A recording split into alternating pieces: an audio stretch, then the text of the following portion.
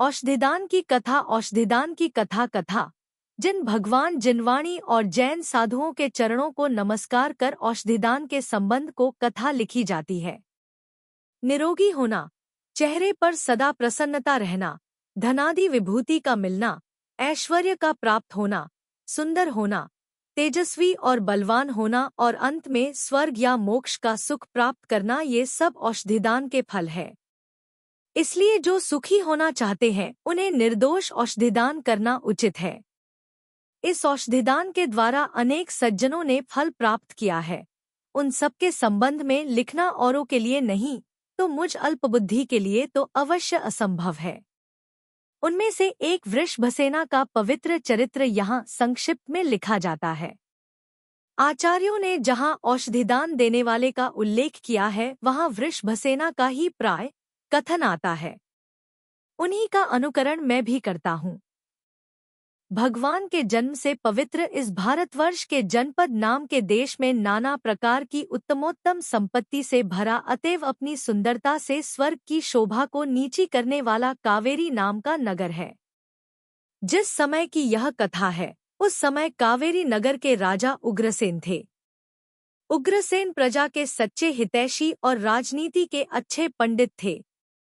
यहाँ धनपति नाम का एक अच्छा सद्गृहस्थ सेठ रहता था, जिन भगवान की पूजा प्रभावनादि से उसे अत्यंत प्रेम था। इसकी स्त्री धनश्री इसके घर की मानो दूसरी लक्ष्मी थी। धनश्री सती और बड़े सरल मन की थी। पूर्व पुण्य से इसके वृषसेना नाम की एक देवकुमारी सी सुंदरी और सौभाग्यवती लड़की हुई। सच है, पुण्य के उद्देश्य से क्या प्राप्त नहीं होता। वृषभसेना की धाय रूपवती इसे सदा नहाया धुलाया करती थी। इसके नहाने का पानी बह बह कर एक गड्ढे में जमा हो गया था। एक दिन की बात है कि रूपमती वृषभसेना को नहला रही थी। इसी समय एक महारोगी कुत्ता उस गड्ढे में, जिसमें कि वृषभसेना के नहाने का पानी इकट्ठा हो रहा था, गिर पड़ा। क्या आश्चर्य की बात है कि जब वह उस पानी में से निकला तो बिल्कुल निरोग देख पड़ा। रूपवती उसे देखकर चकित हो रही। उसने सोचा केवल साधारण जल से इस प्रकार रोग नहीं जा सकता, पर यह वृषभसेना के नहाने का पानी है। इसमें इसके पुण्य का कुछ भाग जरूर होना चाहिए। जान पड़ता है वृषभसेना कोई बड़ी भाग्यशालिनी लड़की है। ताज्जुब नहीं कि यह मनुष्य रूपिणी कोई देवी हो। नहीं तो इसके नहाने के जल में ऐसी चकित करने वाली करामात हो ही नहीं सकती। इस पानी की और परीक्षा कर देख लूं, जिससे और भी दृढ़ विश्वास हो जाएगा कि यह पानी सचमुच ही क्या रोगनाशक है। तब रूपवती थोड़े से उस पानी को लेकर अपनी मां के पास आई। इसकी मां की आंखें कोई 12 वर्षों से खराब हो रही थी। इससे वह बड़ी दो खमे थी। आंखों को रूपवती ने इस जल से धोकर साफ किया और देखा तो उनका रोग बिल्कुल जाता रहा। वे पहले सी बड़ी सुंदर हो गई। रूपवती को वृषभसेना के महापुण्यवती होने में अब कोई संदेह न रह गया। इस रोग नाश करने वाले जल के प्रभाव रूपवती की चारों ओर बड़ी प्रसिद्धि हो गई। बड़ी बड़ी दूर के रोगी अपने रोग का इलाज कराने को आने लगे। क्या आंखों के रोग को, क्या पेट के रोग को, यही नहीं किंतु जहर संबंधी असाध्य से असाध्य रोगों को भी रूपवती केवल एक इसी पानी से आराम करने लगा। रूपवती इससे बड़ी प्रसिद्ध हो गई। उग्रसेन और मेंघपिंगल राजा की पुरानी शत्रुता चली आ रही थी। इस समय उग्रसेन ने अपने मंत्री रणपिंगल को मेंघपिंगल पर चढ़ाई करने की आज्ञा दी। रणपिंगल सेना लेकर मेंघपिंगल पर जा चढ़ा और उसके सारे देश को उसने घेर लिया। मेंघपिंगल ने शत्रु को युद्ध में पराजित करना कठिन समझ दूसरी ही युक्ति से उसे देश से निकाल बाहर करना विचारा और इसके लिए उसने यह योजना की कि शत्रु की सेना में जिन जिन कुएं बावड़ी से जल आता था उन सब में अपने चतुर जासूसों द्वारा विष मिलवा दिया। फल यह हुआ कि रणपिंगल की बहुत सी सेना तो मर गई और बची हुई सेना को साथ लिए वह स्वयं भी भागकर अपने देश लौट आया। उसकी सेना पर तथा उस पर जो विष का असर हुआ था, उसे रूपवती ने उसी जल से आराम किया। गुरुओं के वचनामृत से जैसी जीवों को शांति मिलती है, रणपिंगल को उसी प्रकार शांति रूपवती के जल से मिली और वह रोग मुक्त हुआ। रणपिंगल का हाल सुनकर उग्रसेन को मेंगपिंगल पर बड़ा क्रोध आया, तब स्वयं उन्होंने उस पर चढ़ाई की। उग्रसेन ने अब की बार अपने जानते सावधानी रखने में कोई कसर न की, पर भाग्य का लेख किसी तरह नहीं मिटता। मेंगपिंगल का चक्र उग्रसेन पर भी चल गया। जहर मिले जल को पीकर उनकी भी तबीयत बहुत बिगड़ गई। तब जितनी जल्दी उनसे बन सका अपनी राजधानी में उन्हें लौट आना पड़ा। उनका भी बड़ा ही अपमान हुआ। रणपिंगल से उन्होंने वह कैसे आराम हुआ था, इस बाबत पूछा। रणपिंगल ने रूपवती का जल बतलाया। उग्रसेन तब उसी समय अपने आदमियों को जल ले आने के लिए सेठ के यहाँ भेजा। अपनी लड़की का स्नानजल लेने को राजा के आदमियों को आया देख सेठानी धनश्री ने अपने स्वामी से कहा, क्यों जी, अपनी वृषभसेना का स्नानजल राजा के सिर पर छिड़का जाए, यह तो उचित नहीं जान पड़ता। सेठ ने कहा, तुम्हारा यह कहना ठीक है, परंतु जिसके लिए दूसरा कोई उपाय नहीं, तब क्या किया जाए? इसमें अपने बस की क्या बात है?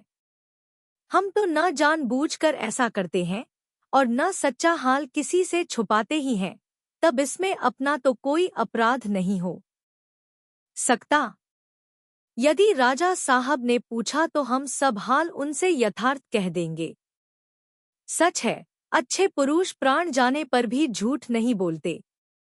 दोनों ने विचार कर रूपवती को जल देकर उग्रसेन के महल पर भेजा।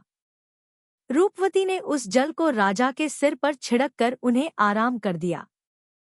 उग्रसेन रोगमुक्त हो गए। उन्हें बहुत खुशी हुई। रूपवती से उन्होंने उस जल का हाल पूछा। रूपवती ने कोई बात न छुपाकर जो बात सच्ची थी वह राजा से कह दी। सुनकर राजा ने धनपति सेठ को बुलाया और उसका बड़ा आदर सत्कार किया। वृषभसेना का हाल सुनकर ही उग्रसेन की इच्छा उसके साथ ब्याह करने की हो गई थी और इसीलिए उन्होंने मौका पाकर धनपति से अपनी इच्छा कह सुनाई।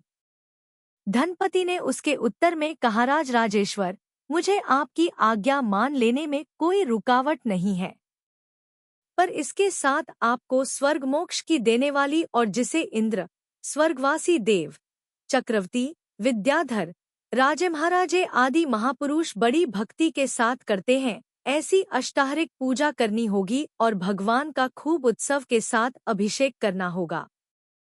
सिवा इसके आपके यहाँ जो पशु पक्षी पिंजरों में बंद हैं, उन्हें तथा कैदियों को छोड़ना होगा। ये सब बातें आप स्वीकार करें तो मैं वृषभसेना का ब्याह आपके साथ कर सकता हूँ। उग्रसेन ने धनपति की सब बातें स्वीकार की और उसी समय उन्हें कार्य में भी परिणत कर दिया। वृषभसेना का ब्याह हो गया। सब रानियों में पट्टरानी का सौभाग्य उसे ही मिला। राजा ने अब अपना राजकीय कामों से बहुत कुछ संबंध कम कर दिया। उनका प्राय समय वृषभसेना के साथ सुखोपभोग में जाने लगा। वृषभसेना पुण्योदय से राजा की खास प्रेम पात्र हुई। स्वर्ग सरीखे सुखों को वह भोगने लगी। यह सब कुछ होने पर भी वह अपने धर्म कर्म को थोड़ा भी न भूल गई थी। वह जिन भगवान की सदा जलादि 8 द्रव्यों से पूजा करती, उनका अभिषेक करती, साधुओं को चारों प्रकार का दान देती, अपनी शक्ति के अनुसार व्रत, तप, शील, संयम आदि का पालन करती और धर्मात्मा सत्पुरुषों का अत्यंत प्रेम के साथ आदर सत्कार करती। और सच है, पुण्योदय से जो उन्नति हुई, उनका फल तो यही है कि साधर्मियों से प्रेम हो, हृदय में उनके प्रति उच्च भाव हो। वृषभसेना अपना जो कर्तव्य था उसे पूरा करती, भक्ति से जिन धर्म की जितनी बनती उतनी सेवा करती और सुख से रहा करती थी। राजा उग्रसेन यहाँ बनारस का राजा पृथ्वीचंद्र कैद था और यह अधिक दुष्ट था, पर उग्रसेन का तो तब भी यही कर्तव्य था कि वे अपनी प्रतिज्ञा के अनुसार ब्याह के समय उसे भी छोड़ देते। पर ऐसा उन्होंने नहीं किया। यह अनुचित हुआ। अथवा यूं कहिए कि जो अधिक दुष्ट होते हैं उनका भाग्य ही ऐसा होता है जो वे मौके पर भी बंधन मुक्त नहीं हो पाते। पृथ्वी चंद्र की रानी का नाम नारायण दत्ता था। उसे आशा थी कि उग्रसेन अपनी प्रतिज्ञा के अनुसार वृषभसेना के साथ ब्याह के समय मेरे स्वामी को अवश्य छोड़ देंगे, पर उसकी वह आशा व्यर्थ हुई। पृथ्वी चंद्र को छुड़ाने के लिए एक दूसरी हो युक्ति की और उसमें उसे मनचाही सफलता भी प्राप्त हुई। उसने यहाँ वृषभसेना के नाम से कई दानशालाएं बनवाईं। कोई विदेशी हो सबको उनमें भोजन करने को मिलता था। इन दानशालाओं में बढ़िया से बढ़िया छहों रसमय भोजन कराया जाता था। थोड़े ही दिनों में इन दानशालाओं की प्रसिद्धि चारों ओर हो गई। जो इनमें एक बार भी भोजन कर आता वह फिर इनकी तारीफ करने में कोई कमी न करता था। बड़ी बड़ी दूर से इनमें भोजन करने को लोग आने लगे। कावेरी के भी बहुत से ब्राह्मण यहाँ भोजन कर जाते थे। उन्होंने इन शालाओं की बहुत तारीफ की। रूपवती को इन वृषभसेना के नाम से स्थापित की गई दानशालाओं का हाल सुनकर बड़ा आश्चर्य हुआ और साथ ही उसे वृषभसेना पर इस बात से बड़ा गुस्सा आया कि मुझे बिना पूछे उसने बनारस में ये शालाएं बनवाई ही क्यों, और इसका उसने वृषभसेना को उलाहना भी दिया। वृषभसेना ने तब कहा, माँ, मुझ पर तुम व्यर्थ ही नाराज होती हो। न तो मैंने कोई दानशाला बनारस में बनवाई और न मुझे उनका कुछ हाल ही मालूम है। यह संभव हो सकता है कि किसी ने मेरे नाम से उन्हें बनाया हो। इसका शोध लगाना चाहिए कि किसने तो ये शालाएं बनवाई और क्यों बनवाई। आशा है पता लगाने से सब रहस्य ज्ञात हो जाएगा। रूपवती ने तब कुछ जासूसों को उन शालाओं की सच्ची हकीकत जानने को भेजा। उनके द्वारा रूपवती को मालूम हुआ कि वृषभसेना के ब्याह समय उग्रसेन ने सब कैदियों को छोड़ने की प्रतिज्ञा की थी। उस प्रतिज्ञा के अनुसार पृथ्वी चंद्र को उन्होंने न छोड़ा। यह बात वृषभसेना को जान पड़े, उसका ध्यान इस ओर आकर्षित हो, इसलिए ये दानशालाएं उसके नाम से पृथ्वी चंद्र की रानी नारायण दत्ता ने बनवाई हैं। रूपवती ने यह सब हाल वृषभसेना से कहा। वृषभसेना ने तब उग्रसेन से प्रार्थना कर उसी समय पृथ्वी चंद्र को छुड़वा दिया। पृथ्वी चंद्र वृषभसेना के उपकार से बड़ा कृतज्ञ हुआ। उसने इस कृतज्ञता के वश हो उग्रसेन और वृषभसेना का एक बहुत ही बढ़िया चित्र तैयार करवाया। उस चित्र में इन दोनों राजा रानी पावों में सिर झुकाया हुआ अपना चित्र भी पृथ्वी चंद्र ने खिंचवाया। वह चित्र फिर उनको भेंट कर उसने वृषभसेना से कहा, माँ, जन्म जन्म में ऋणी रहूंगा।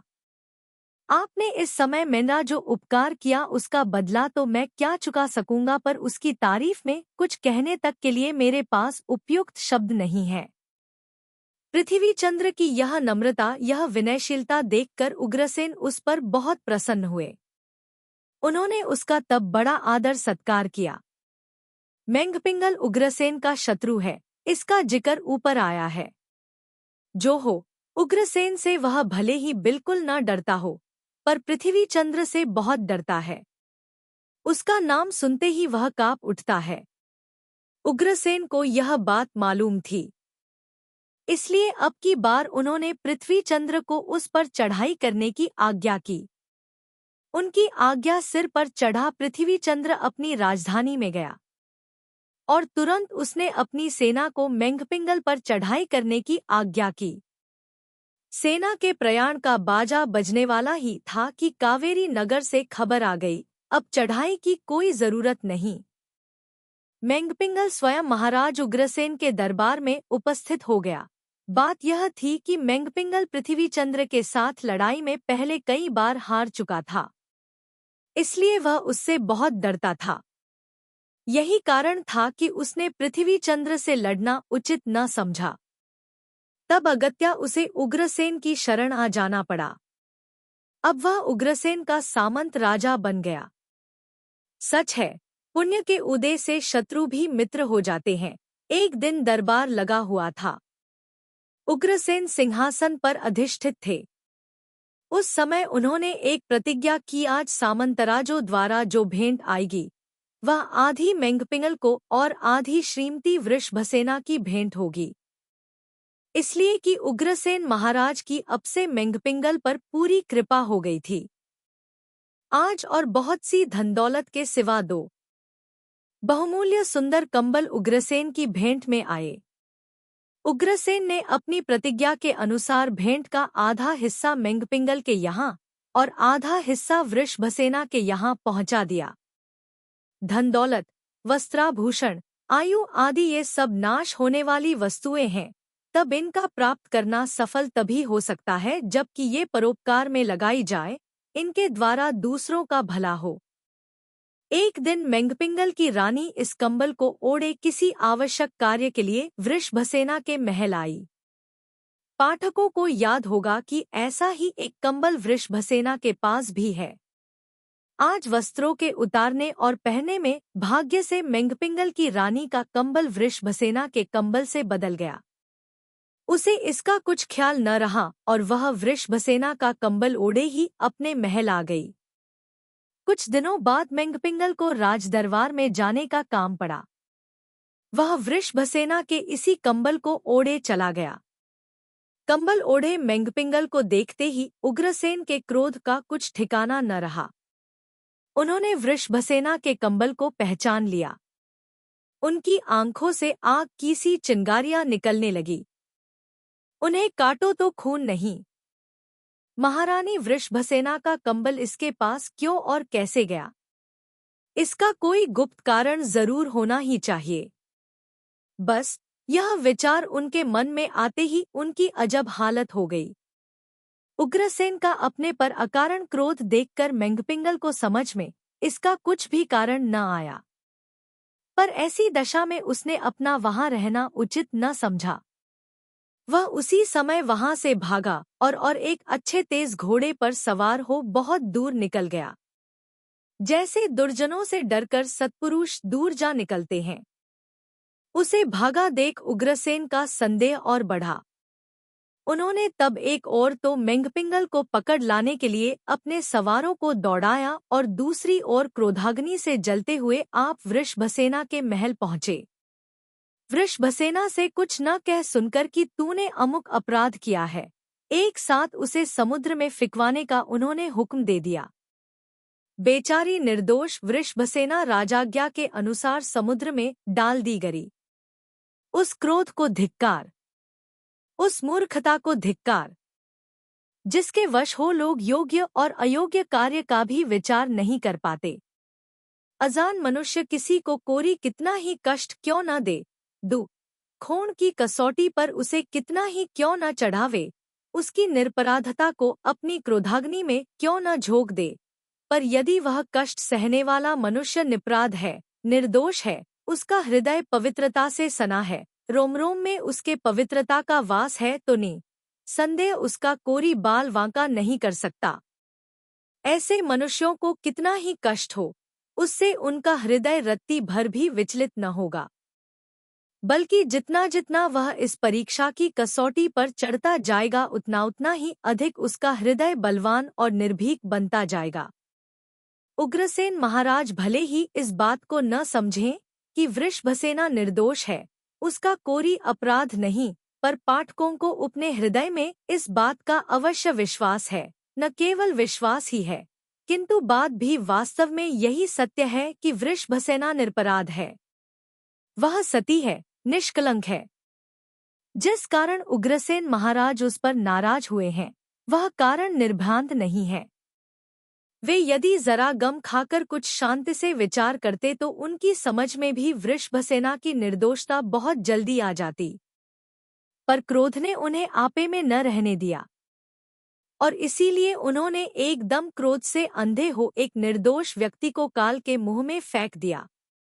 जो हो, वृषभसेना की पवित्र जीवन की उग्रसेन ने तो कुछ कीमत न समझी, उसके साथ महान अन्याय किया, पर वृषभसेना को अपने सत्य पर पूर्ण विश्वास था।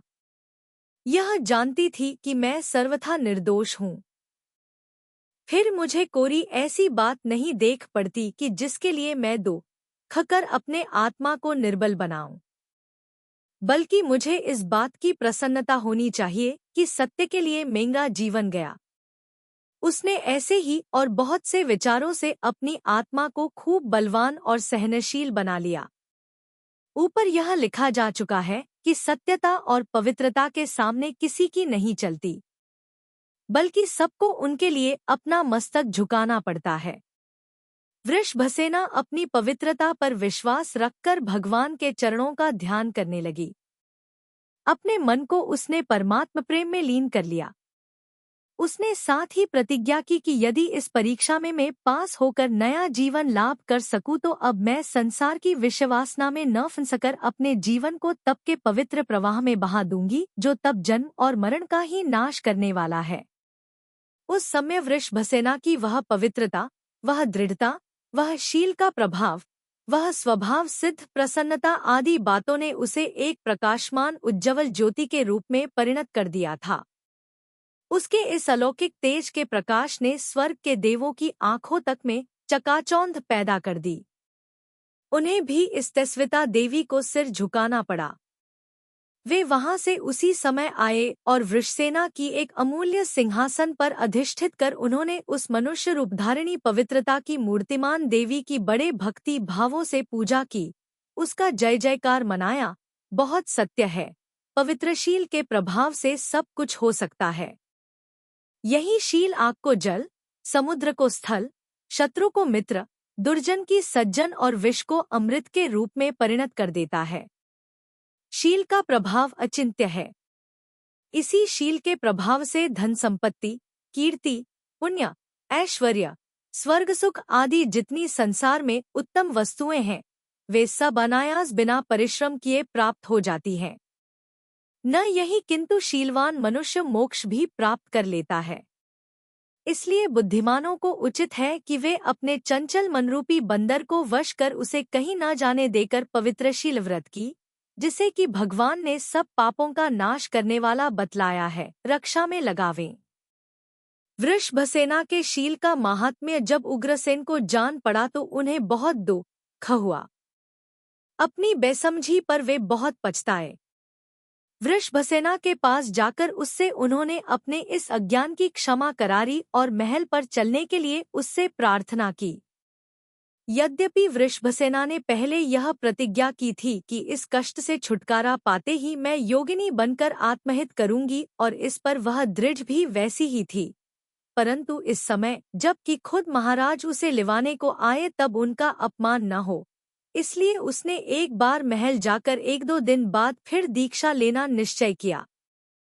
वह बड़ी वैरागिन होकर महाराज के साथ महल आ रही थी, पर जिसके मन जैसी भावना होती है और वह यदि सच्चे हृदय से उत्पन्न हुई होती है, वह नियम से पूरी होती ही है। वृषभसेना के मन में जो पवित्र भावना थी वह सच्चे संकल्प से की गई थी, इसलिए उसे पूरी होना ही चाहिए थी, और वह हुई। रास्ते में वृषभसेना को एक महातपस्वी और अवधिज्ञानी गुणधर नाम के मुनिराज के पवित्र दर्शन हुए। वृषभसेना ने बड़ी भक्ति से उन्हें हाथ जोड़ सिर नवाया। इसके बाद उसने उनसे पूछा, हे दया के समुद्र योगिराज, क्या आप कृपा कर मुझे यह बतलावेंगे कि मैंने पूर्व जन्मों में क्या क्या अच्छे या बुरे कर्म किए हैं, जिनका मुझे यह फल भोगना पड़ा? मुनि बोले, पुत्री, सुन, तुझे तेरे पूर्व जन्म का हाल सुनाता हूँ।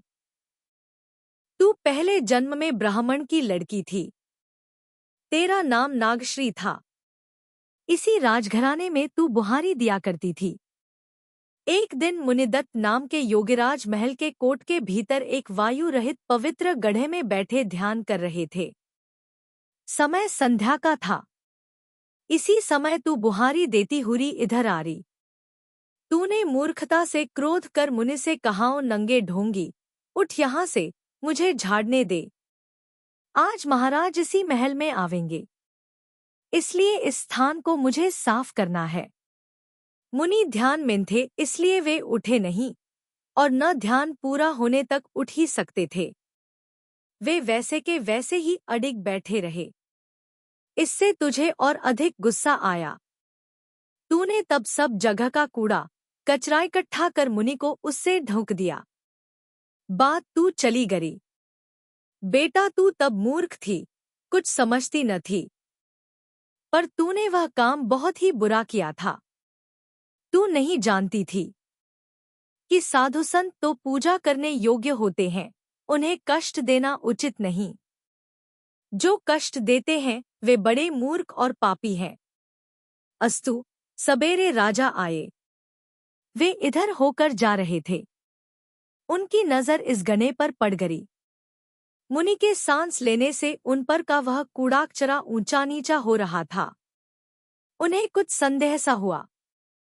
तब उन्होंने उसी समय उस कचरे को हटाया। देखा तो उन्हें मुनि देख पड़े। राजा ने उन्हें निकाल लिया।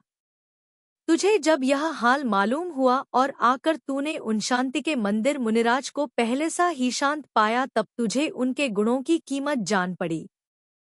तू तब बहुत पछतारी। अपने कर्मों को तूने बहुत बहुत धिक्कारा। मुनिराज से अपने अपराध की क्षमा करारी, तब तेरी श्रद्धा उन पर बहुत ही हो गई। मुनि के उस कष्ट के दूर करने का तूने बहुत यत्न किया, उनकी औषधि की और उनकी भरपूर सेवा की। उस सेवा के फल से तेरे पाप कर्मों की स्थिति बहुत कम रह गई। बहन, उसी मुनि सेवा के फल से तू इस जन्म में धनपति सेठ की लड़की हुई।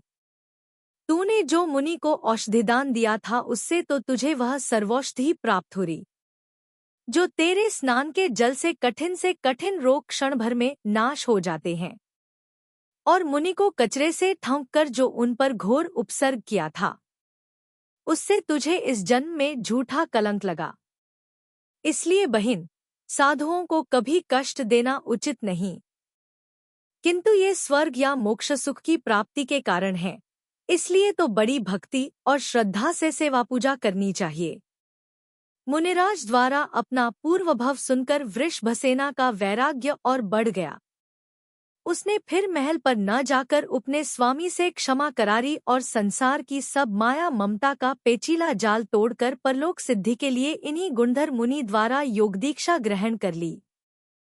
जिस प्रकार वृषभसेना ने औषधिदान देकर उसके फल से सर्वौषधि प्राप्त की, उसी तरह और बुद्धिमानों को भी उचित है कि वे जिसे जिस दान की जरूरत समझें उसी के अनुसार सदा हर एक की व्यवस्था करते रहें। दान महान पवित्र कार्य है और पुण्य का कारण है। गुणधर मुनि के द्वारा वृषभसेना का पवित्र और प्रसिद्ध चरित्र सुनकर बहुत से भव्यजनों ने जैन धर्म को धारण किया। जिनको जैन धर्म के नाम तक से चिढ़ थी, वे भी उससे प्रेम करने लगे। इन भव्यजनों को तथा मुझे सती वृषभसेना पवित्र करे। हृदय में चिरकाल से स्थान से किए हुए राग, द्वेष, क्रोध, मान, माया, लोभ, ईर्ष्या, मत्सरता आदि दुर्गुणों को, जो आत्म प्राप्ति से दूर रखने वाले हैं, नाश करे। उनकी जगह पवित्रता की प्रकाशमान ज्योति को जगावे।